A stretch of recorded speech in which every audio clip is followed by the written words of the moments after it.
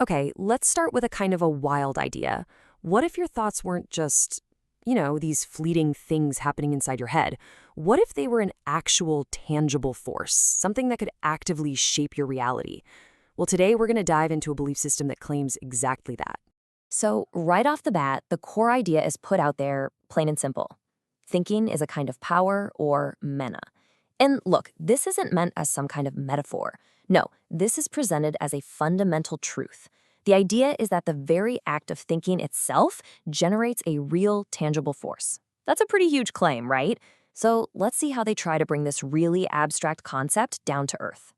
Okay, to make this whole thing less abstract, the source gives us this really powerful story. It's about an 11-year-old kid walking for over an hour in the freezing cold. We're talking biting wind, snow, the whole deal.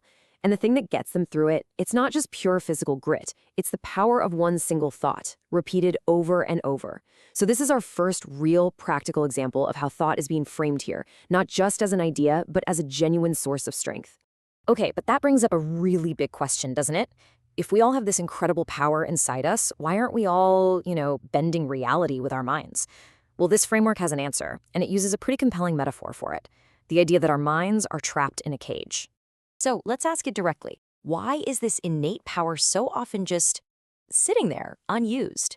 And according to this source, the answer isn't that there's something wrong with you. No, it's a result of the world we all grow up in. So what are these cages? Well, the source argues they're societal. Think about it. Legal systems, the formal education you receive, all the standardized moral codes we inherit.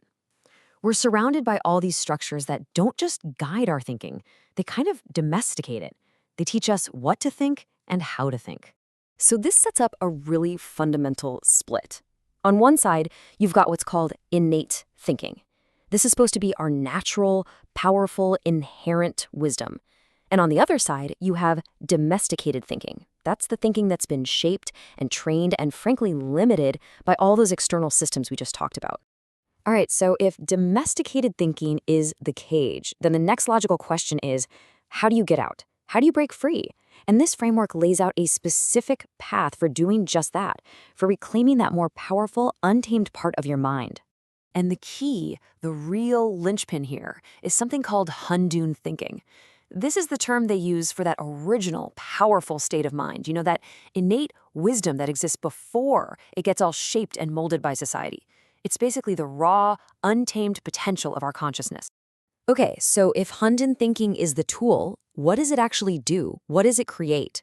This brings us right back to where we started, to that opening quote. What exactly is this mana, this power, that this more original kind of thinking is supposed to generate? Okay, this is where it gets really fascinating. According to the source, mana isn't some magical energy. It's the information that's generated by your thinking. But here's the kicker. When that information is projected outward, it's said to become a real, tangible force, a force that can directly influence and even change the world around you. Wild, right? So, this whole idea of thought as a reality-shaping force, it's not just presented as some kind of psychological life hack. No, it's actually the core mechanic in a much, much bigger picture. A whole cosmology, really. It's like a spiritual map that's supposed to lead to new worlds and higher planes of existence. And this entire philosophy we've been digging into, it has a name. It's called Lifechanyuan.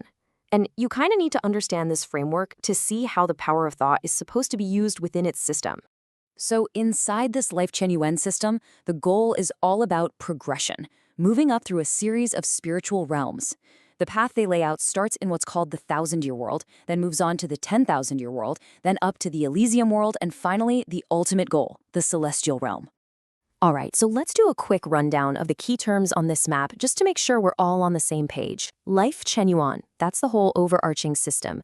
The second home, that's the ultimate spiritual destination. Chenyan celestials are the beings who supposedly live in those higher realms. And the thing that ties it all together? Hundun thinking. That's presented as the mental tool you need to actually make this whole journey. So after all that, what's the big takeaway? What's the central point of this whole framework? Well, the main idea is this. Your thinking is not just some passive internal monologue running in your head. It's an active, creative force. A power that, if you learn to harness it, can fundamentally shape not just your day-to-day life, but your entire spiritual journey.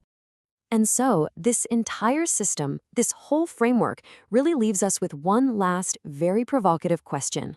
And this one is aimed directly at you, at your own inner world.